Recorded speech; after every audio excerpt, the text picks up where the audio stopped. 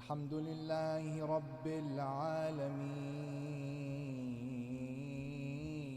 والصلاة والسلام على خير خلقه محمد. اللهم صل على محمد وعلى آله الطيبين الطاهرين المعصومين، لا سيما بقية الله في الأرض، مهدي هذه الأمة وطاووس أهل الجنة،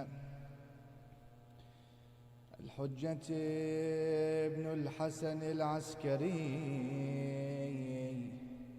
عجل الله تعالى فرجه الشريف. اللهم كن لوليك الحجة ابن الحسن صلواتك عليه وعلى آبائه في هذه الساعة وفي كل ساعة، وليا وحافظا وقائدا وناصرا ودليلا وعينا، حتى تسكنه أرضك طوعا وتمتعه فيها طويلا برحمتك يا أرحم الراحمين.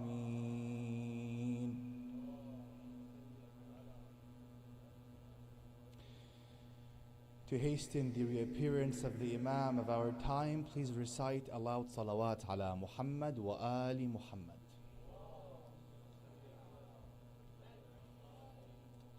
Dear brothers and sisters, I would like to start off by extending to you my deepest condolences on this occasion and event which marks the martyrdom of Qamar Bani Hashim Al-Abbas ibn Ali salawatullahi ta'ala alayh. When we look at Karbala and we look at the companions of Imam al-Hussein, and if we look at each and every individual in the caravan of Imam al-Hussein, we would notice that each and every one of them has unique qualities. Every single one of them. Men, women, children, infants. But if we come to Abu al-Fadl al-Abbas alayhi salam, Abu al-Fadl al-Abbas alayhi salam, we would notice that he has qualities that are specific to him and unique to him. Some of these qualities, even Imam al-Hussein alayhi salam doesn't have them. Some might be surprised. These are special for him. Now, does that mean he is better than the Imam? Higher in rank? No, of course not. It's like, for example, there are qualities that Imam al-Hussein alayhi salam has that the Prophet doesn't have. One of these qualities is with every event, Arafah, Laylatul Qadr, right? For example, Eid, so on and so forth. We have a specific ziyarah for the Imam, but we don't have one for the Prophet. This is a quality that is specific to Imam al-Hussein.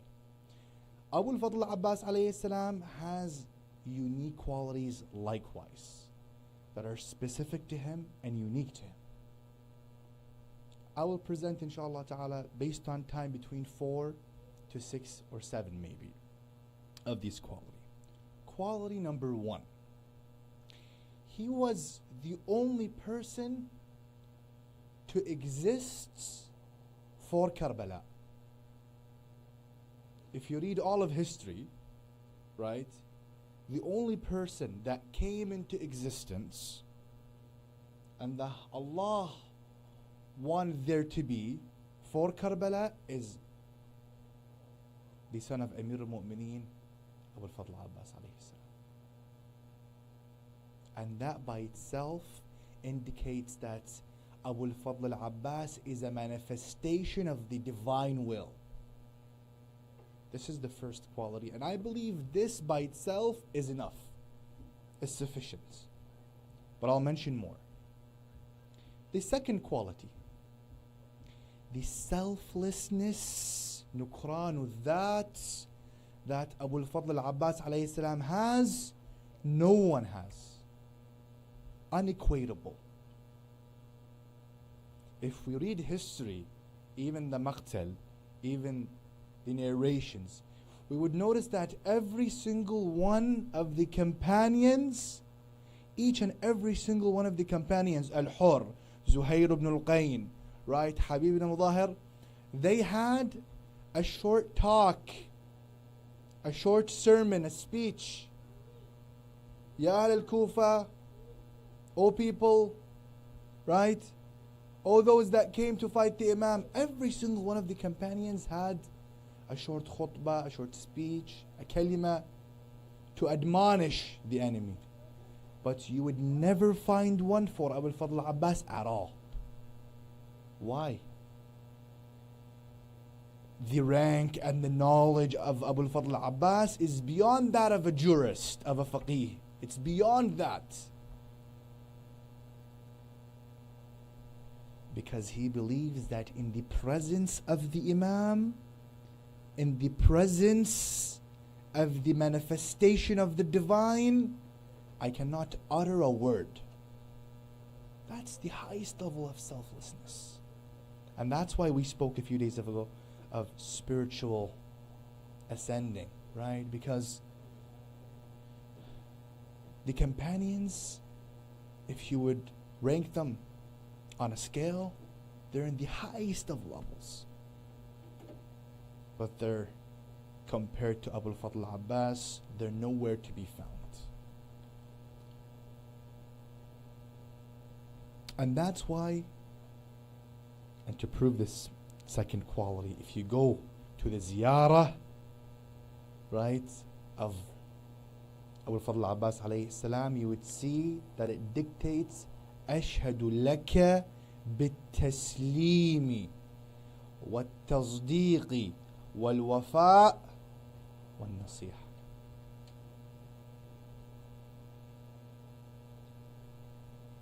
أشهد لك بالتسليم means I testify that your submission to God is unrankable. That's taslim. Tasdeeq is a form of submission that requires belief. So not only that you submitted because it's the Imam, you submitted with belief. Wal-wafa' wal-nasiha, loyalty and advice and steadfastness. Why? Because just like Amir al-Mu'mineen alayhi salam did not say a word in the presence of the Prophet, likewise, Imam Ali, Ana Madinatul Ilm, wa Aliyun, Babu. But if you read history, you would see in the presence of the Prophet sallallahu alayhi wa alihi wa sallam, Allahumma salli ala Muhammad wa Muhammad. Imam alayhi salam didn't say a word unless he's ordered. Likewise, Abu al-Fadl al-Abbas in the presence of the Imam doesn't say a word. That's quality number 2. Quality number 3 is Al-Abbas alayhi salam is the only individual that every creature in the heaven greets him. Every individual, he's the only individual who's not a ma'soom, not infallible, who is greeted by every creature in the heavens. And that's why if we go, we see the ziyarah says, Salamullah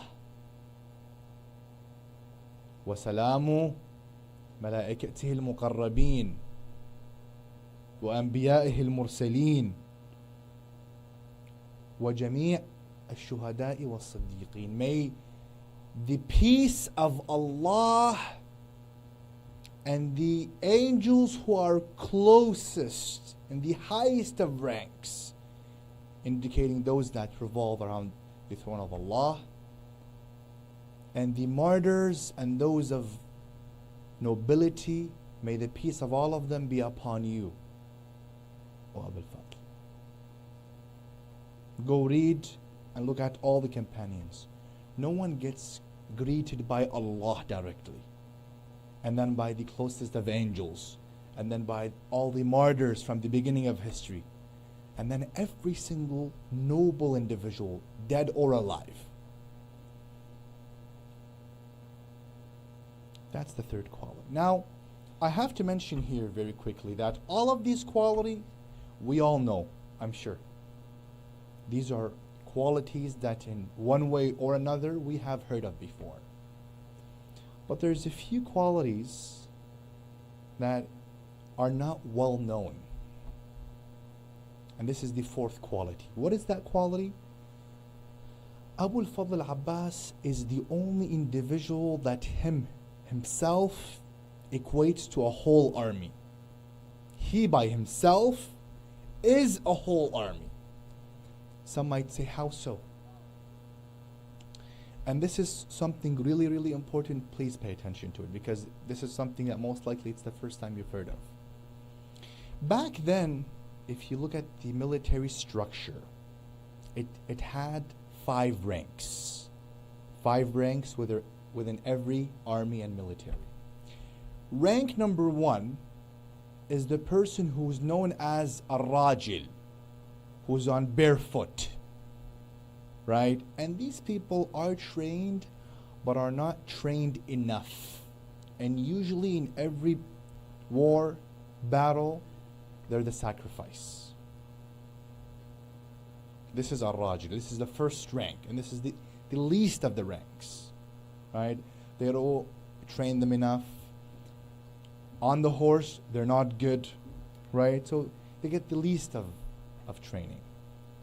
Number 2, which is higher than it, is what's known as al-faris. Those on the horse, so horsemen. Those are ranked higher. Within like the military structure, they're ranked higher. So those have total control over a horse during a battle. So when they fight and they proceed with the horses. This is the second rank. The third rank, which is that above a horseman, which is what we call ash-shuja', right? Which, if we want to translate, the actual translation to ash-shuja' comes to the brave. But the meaning of that, this is a military rank. So we don't mean that these people are just brave. No, this is a rank, like a badge or a status or a position. Ash-shuja', historians say these are individuals that are very hard to kill or target or get on the battlefield. They're well trained. So now we have al-rajil, those on barefoot, al-faris, horsemen, and then al-shuja'. The one above it is called al-batal, which also translates to the hero. But again, what we need here is to understand that this is a rank. So the translation doesn't work here. Al-batal is an individual that doesn't attend in the battlefield. He stands in the back and he looks at the whole battlefield, right wing, left wing, center. Wherever there's weakness, they attend there. So if on the right side they're losing, they strike and they attend. If on the left side, likewise. Right? This is known as al-batal. Okay? And this is one of the highest of ranks. Because these people, one person equals 200, 300, 400 individuals. Of those who are of the least of the ranks, al-rajul, those are on barefoot. They both hold swords, have shields, but one is trained to a level that's very high and one is trained superficially. But there's one level which is the highest, which is rare to found, which is known as Al-Buhma. Al-Buhma is an individual that's solo. He does whatever he wants to do, right? Ranked beyond the hero, beyond Al-Batal, right? Because Al-Batal, as we said, he stands back and sees, and you know what? Sees like the battle, the war, everything, what's happening, and whatever, like there's a gap, there's a weakness, he strikes. Al-Buhma, no. Al-Buhma is solo. No leader, no general, right? He's above and beyond. They strike, right? However they want, barefoot, on the horse, with an arrow, with a sword. So basically, they do whatever they have to do. According to narrations, Al-Abbas ibn Ali salawatullahi ta'ala alayhi holds the highest of these ranks, which is Al-Buhma. And that's one of the reasons that Imam al-Hussein alayhi salam did not grant him permission to attack. Imam al-Hussein did not give permission to Abu al-Fadl Abbas to go into the war and fight, because he knows, hand on heart, that if he does, Al-Abbas would easily wipe out this whole army. Because on top of the fact that Al-Abbas holds the highest of ranks and is supported by the divine will, on top of all that, these people that came didn't come to fight and die. They came for money, they came for materialistic needs, whereas Al-Abbas, on top of his ranks, he came for to be sacrificed. Now some might say, okay, Sheikh Ali, we have a question here. You mentioned this military structure and the ranks. Does history mention that? Do you have proof and evidence? Alaykum assalam wa rahmatullah. Do you have proof and evidence for that? Yes. This is the proof. The proof is, during the time of the second ruler, Umar, he sent Amr ibn al-As to Egypt for conquest. Okay? Amr ibn al-As sent back a message to Umar telling him, I need help and reinforcements. Send me soldiers. I need 3,000. Amr ibn al-As said clearly, I need 3,000. Omar sent him, but he sent 3 for him. He sent 3 combatants, 3 soldiers. Why? Because each one of those represents how many? 1,000. And that's why in the Maqtal, in the narrations, we have Imam al-Hussein killed 1,000, killed 4,000. Zuhair killed, for example, 200, 500. Some people say this is over-exaggeration sometimes. This is reading history with emotion. It's not. These are ranks. And if the likes of Al-Abbas, who his voice by itself makes people shiver. Imagine what him attending in the battlefield and being chased by the likes of Al-Abbas. Scary. If you have like 5,000 men in one place and a lion chases them, attacks them, what's going to happen to all of them? They're all going to flee, for sure, 100%. And they're 5,000. This is an example. Al-Abbas is just like that. So from here, this is a side note. We shouldn't be skeptical towards the ahadith and the narrations that dictate the imam, the companion, this brave warrior killed 200, 500. That's the rank they hold. That's the level of bravery they hold.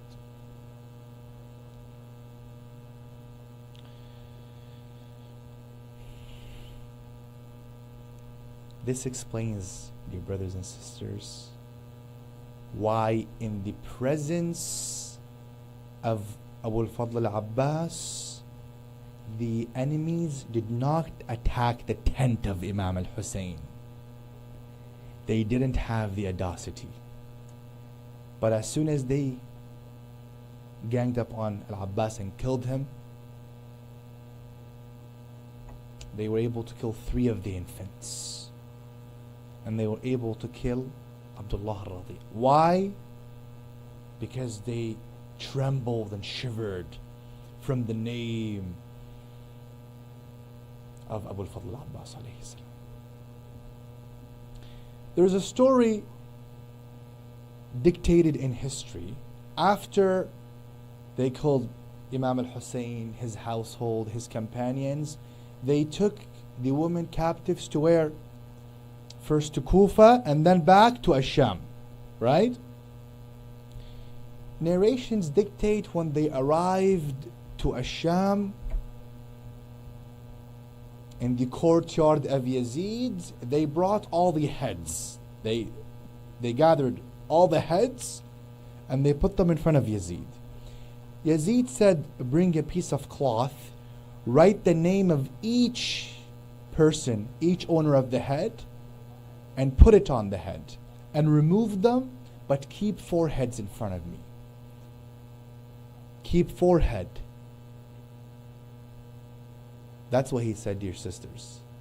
Yazid wanted 4 heads to be in front of him. Who are the owners of these heads? He told them, keep the head of Hussein, keep the head of Abbas, keep the head of Al-Qasim and Ali al-Akbar. So they lifted all the heads and they kept 4 heads in front of him.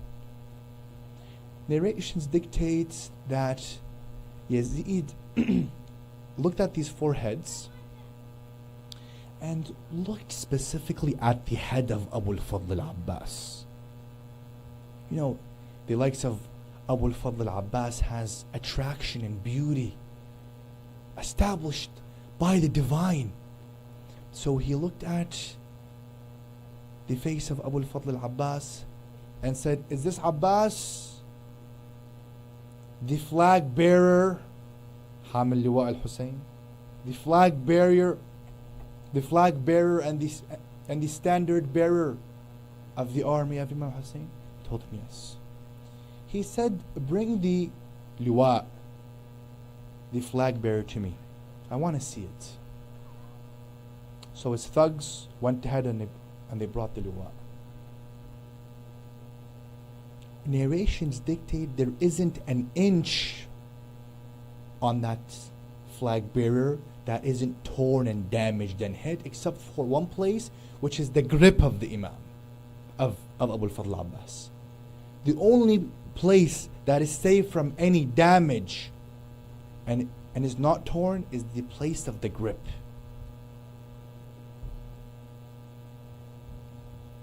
Narrations dictates when Yazid saw this, he was moved. He stood up and sat down and uttered these words and said, أبيت اللعن أبا الفضل أهكذا يصنع الأخ بأخيه. These are really moving words. That, O Abu al-Fadl, that indeed you are exalted from any impurity. Indeed, this is what a brother does to his brother. And then he turned around to one of his generals and said, how did you guys defeat them in the presence of such a lion? They responded and said, they started lying at the beginning.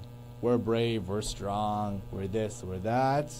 There's one soldier that stood up and said, O commander of the faithful, to Yazid, he said, O Amir al-Mu'mineen, if Al-Abbas had a will to really attack and strike us, he would have wiped us out. But we outnumbered them. And we used al-ghadr. We killed them with rocks and arrows. It wasn't a face-to-face combat.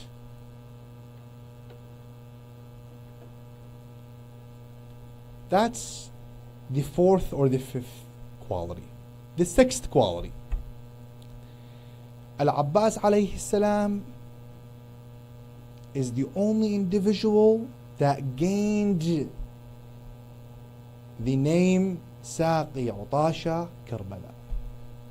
This word can never be used to anyone else, none other than Al-Abbas alayhi salam. There's a narration that dictates once a time Imam Ali alayhi salam was sitting next to him as Hassan and Hussein, and Abbas was young, maybe 4 or 5. We mentioned a few days ago that the existence of Abbas is solely for Imam Hussein. That's it. Narrations say Al-Abbas felt that his brother Hussein was thirsty. He felt that thirst. And so, without saying anything or being ordered, he just felt that his brother Hussein was thirsty. So he stood up and went to his mother, al-Banin, and said, Mom, I feel like my brother Hussein is thirsty. Can I give him some water? al-Banin jumped from her place. Definitely, most definitely. Oh, Abbas. And she went and she got a bowl of water. And when she gave it to him, she placed the bowl on his head. And she said, Oh Abbas, take the bowl of water to your brother, but keep it on your head and take it with your hands on it while it's on your head.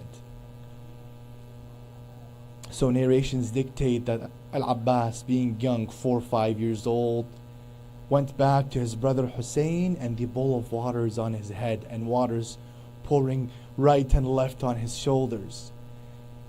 The hadith said when Amir al-Mu'mineen alayhi salam, the commander of the faithful, saw that, he started crying. He said, Walidi Abbas, anta saqi utasha Karbala. Oh Abbas, you are indeed the individual who would quench the thirsts of my family members in Karbala and my companions. So this is the 6th quality. The 7th quality.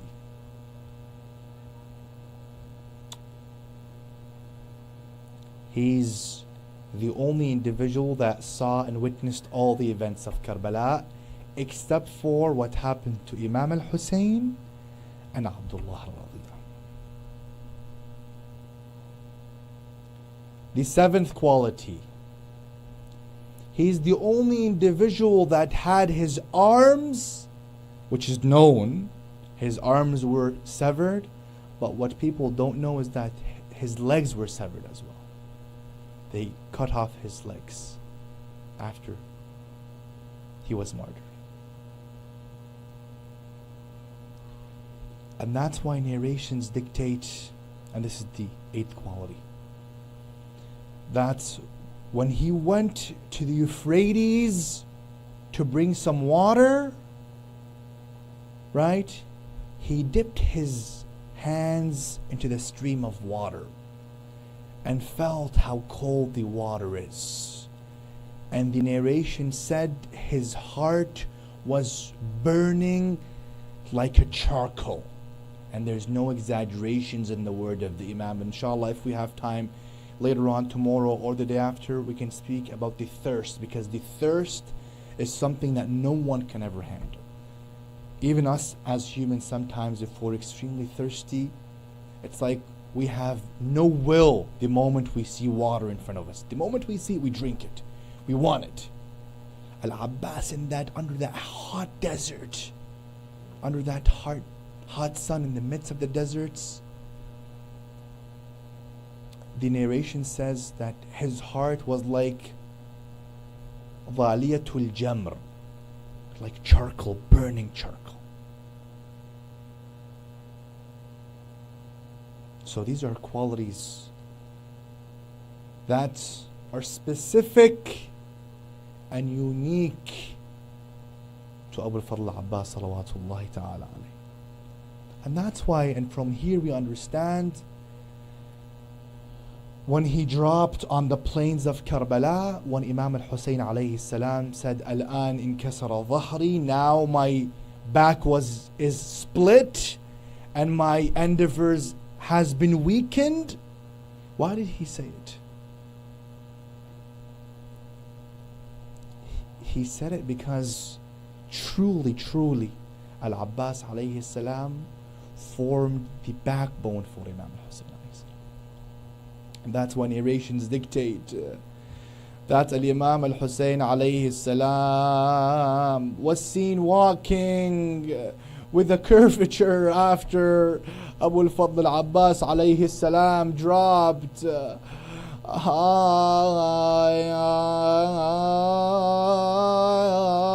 Narrations dictate that on the day of the martyrdom of Abu al-Fadl al-Abbas, he was outside the tents, guarding the tent of Imam al-Hussein alayhi salam, fearing for his life, and guarding the tent of his sister, Lady Zainab alayhi salam.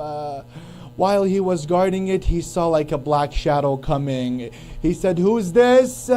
And he heard the voice of his sister, none other than Zainab alayhi salam. She said, "Oh Abbas, I have a few words which I want to mention to you." He said, "What are they, Sister Zainab?" She told him, "Do you know what happened before my father married your mother Ummul Banin?" He said, "No, explain to me." She said, "Our father, the commander of the faithful, came to his brother Aqil. He said, 'We want a woman. Choose a wife for me that is of a gallant lineage of the Arab. Choose a woman for me that is born of a family of bravery. A family of bravery. Why? Because he knows that there's a day that will come, the day of Karbala, and he wants the likes of Abu al-Fadl al-Abbas to be there by his side.' So she told him, 'Oh Abbas, don't forget this. This is the day that you were preserved for.'" Narration said that Al-Abbas alayhi salam came to his brother Aba Abdullah al-Hussein and told him, "Oh Aba Abdullah, لقد ضاق صدري من هؤلاء المنافقين هل لي من رخصة." "Oh Aba Abdullah, my heart is pressured with the hypocrisy of these people. If you may allow me to attend the battlefield in Karbala." Imam al-Hussein responded, "أخي أنت حامل لوائي أنت كبش كتيبتي." He told him, "You are the flag bearer of my army. If you were to depart and to leave, my army would collapse." Abu al-Fadl al-Abbas persisted, told him, "Oh brother, you see the cries of the children, and atash al-atash, we want water." After getting the permission, Imam al-Hussein told him, he said, "إن كان ولا بد فاطلب لهؤلاء الأطفال شربة من الماء." If you really have to, if you're persistent on going, then get some water for these kids. Narrations dictate Al-Abbas alayhi salam embarked on his horse and headed to the Euphrates to get some water for the children. Narrations also dictate that there were 4,000 men guarding the Euphrates. Al-Abbas alayhi salam tackled them, killed a few of the combatants there surrounding the Euphrates, and then they ran like flocks of goats.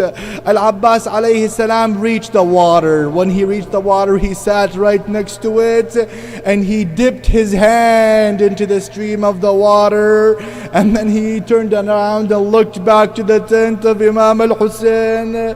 What did he dictate? He uttered these words.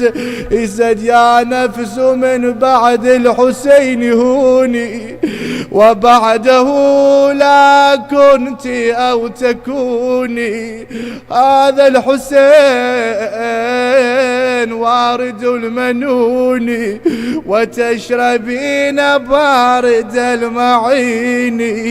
Imam al-Hussein Abu al-Fadl al-Abbas alayhi salam took out the water pouch and filled it with water. This is the moment where Abu al-Fadl al-Abbas was happy. Mission accomplished. Now the only thing that I have to do is to take this water pouch back to the tent, back to the children. Abu al-Fadl al-Abbas alayhi salam embarked on his horse again and headed towards the camp of Imam al-Hussein. Imam al-Hussein was standing. All he can see is dust.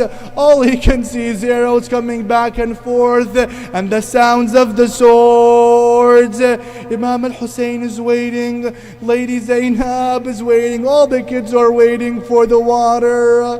Suddenly they hear a sound coming from far. What is the sound saying? It is saying, Wallahi in qata'tumu yamini inni uhami abadan an dini وعن إمام صادق اليقين. By Allah, if you were to sever and cut my right arm, I would stand and fight for the sake of this religion and for the sake of my master Imam al-Hussein alayhi salam. Narrations dictate that one of the enemies, he hid behind a palm tree without Al-Abbas noticing. And while Abbas was heading to the tents, he dealt him with a blow on the left arm and severed the left arm. Wa Abbasa wa Sayyida. Al-Abbas right now with no arms. How can he deliver the water pouch? With his teeth. He grasped onto the water pouch and headed towards the army of Imam al-Hussein as fast as he can. He wanted to deliver it to the children that he promised with water. Umar ibn Sa'ad now ordered, he said, do not let them receive a drop of this water. Attack him with arrows. They attacked Abu al-Fadl al-Abbas with arrows. One pierced, one landed on the water pouch. The other landed and was planted in the eye of Abu al-Fadl al-Abbas. Narrations dictate now Abu al-Fadl al-Abbas stopped for two reasons. A, he's really shy going back to the tents because he made a promise and he can't fulfill that promise. The second reason, he wanted to take the arrow out of his eye. How can he do that? He has no hands. Narrations dictate he lowered his head between his knees and squeezed on the arrow, trying to pull it out using his knees. And while he was attempting doing that, one of the enemies of Allah, using an iron pole, dealt him with a blow on his head. Aywa Abbas.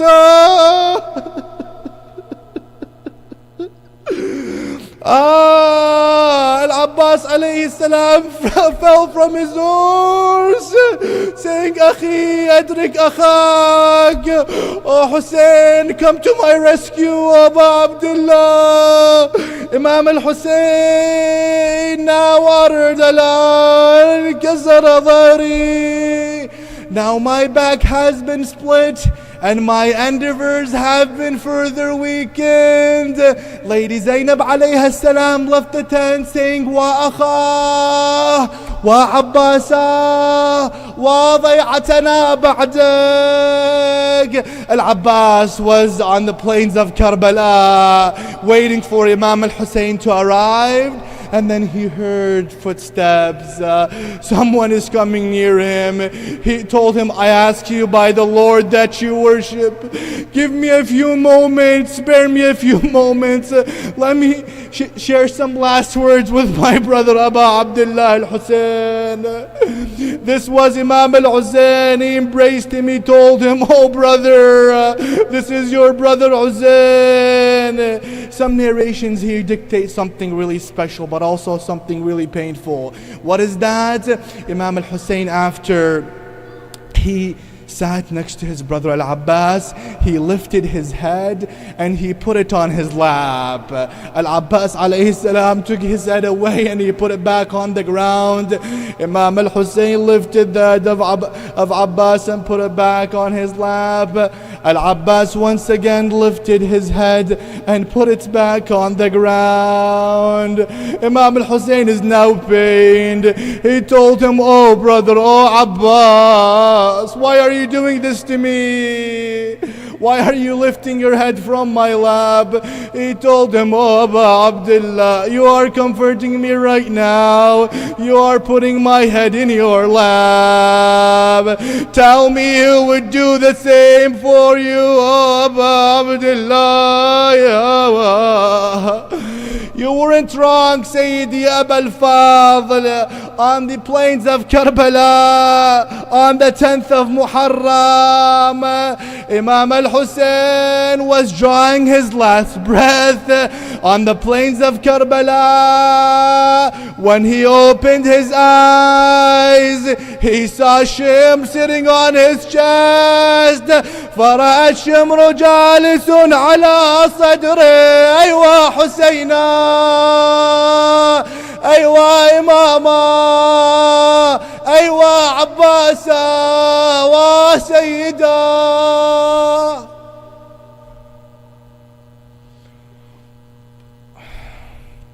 لا حول ولا قوة إلا بالله العلي العظيم.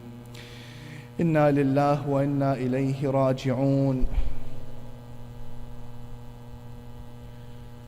وسيعلم الذين ظلموا على محمد أي منقلب ينقلبون والعاقبة للمتقين. O Allah, we ask you by the severed limbs of Abu al-Fadl al-Abbas to grant us his intercession on the Day of Judgment. O Allah, grant us the intercession of Imam al-Hussein alayhi salam on that day, where we look right and left, hoping that there's a hasana, there's a good deed which we've done. Make these tears which we've wept in your name and in the name of Imam al-Hussein and Abu al-Fadl Abbas, wipe out all of our sins. برحمتك يا أرحم الراحمين. وإلى أرواح المؤمنين والمؤمنات رحم الله من قرأ الفاتحة مسبوقة بالصلاة على محمد وآل محمد.